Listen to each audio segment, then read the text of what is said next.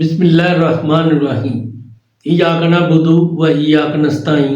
मुअज़्ज़ज़ नाज़रीन, अस्सलामु अलैकुम। डॉक्टर तौकीर अपने यूट्यूब चैनल पर आज एक नई चीज़ के साथ हाज़िर है। जमा किस वक़्त करना चाहिए, जमा का सबसे अच्छा वक़्त कौन सा है, इसके फ़ायदे और नुकसानात के बारे में बात करूँगा। जमा करने के लिए सबसे उम्दा वक़्त वो होता है जब रात का खाना हज़म हो चुका हो मगर मिद्दे से ना निकला हो।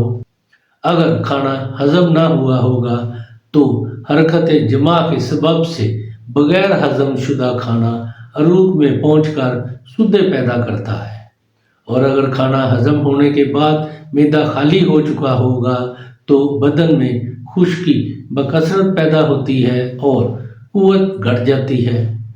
हरारत गुरेज़ी में ज़ईफ़ आ जाता है।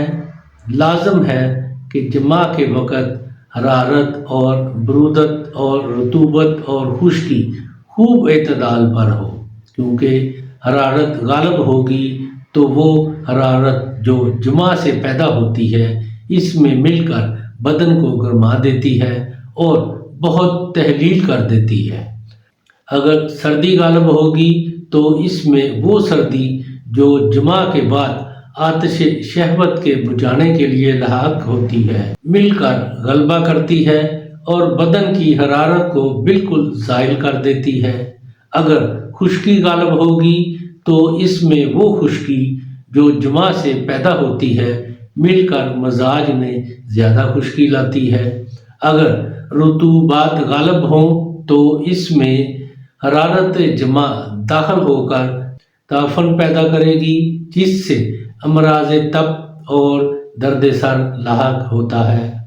अगर किसी दफ़ा गलती से ऐसी हालतों में जमा वाक़या हो जाए तो वो नुकसान जो खाली मैदा या रतूबत से होता है इस नुकसान से कम होगा जो मैदा के पुर होने या खुश्की या सर्दी से होता है, क्योंकि मैदा के खाली होने और रतूबत से क़ुव्वत में कमी आती है और सर्दी से हरारत गुरेज़ी सर्द हो जाती है, जो पहले नुकसान की निस्बत बहुत बड़ा नुकसान है। मुनासिब है कि बसाते मुबाशरत की कभी कभी खुशबू और समान अशरत से आरास्ता करें कि क़ुव्वत शहवत तरक्की पाती रहे और आला तनासल को किसी न किसी सबब से मसलन मुबाशरत के ख्याल, मुजामत के ज़िक्र, खूबसूरत औरतों के ध्यान वगैरह से पूरे इंतशार से मनी ज़्यादा पैदा होती है और शहवत को क़ुव्वत हासिल होती है, क्योंकि इंतशार सच्ची शहवत और गलबा मनी की अलामत है। ऐसे वक़्त मशगूल कार होना ज़रूरी है। अगर उस वक़्त बाज रहकर मनी को उसी जगह पर रोके रखेंगे तो जहरीला मादा में इसके इस्तेहाला होने का अंदेशा होता है और बदबू के सबब से इसके दिलो दिमाग में पहुंचकर गशी और मिर्गी और पुराने अमराज पैदा करते हैं। बेशक शहवत सादक में सोबत से फारग होने के बाद मनी के बोझ को हल्का होने और आराम की तरफ तबीयत के रजू होने के सबब से नींद खूब आती है और हरारत गुरेज़ी ख़राब फजलों के दफ़ा होने के सबब राहत पाकर भूख खूब बढ़ जाती है और हरारत गुरेज़ी के राहत पाने और तबई कुव्वतों के कवी होने से बलगमी और सुदावी अमराज ज़ायल हो जाते हैं। अक्सर दफ़ा आदमी अरसा दराज तक मुजामत ना करने के सबब से दुआरे तरीकी चशम, सकल बदन, वरम खसिया, किल्लत इश्तहा, कसरत बेख्वाबी, वहम वगैरह अमराज में मुब्तला हो जाते हैं।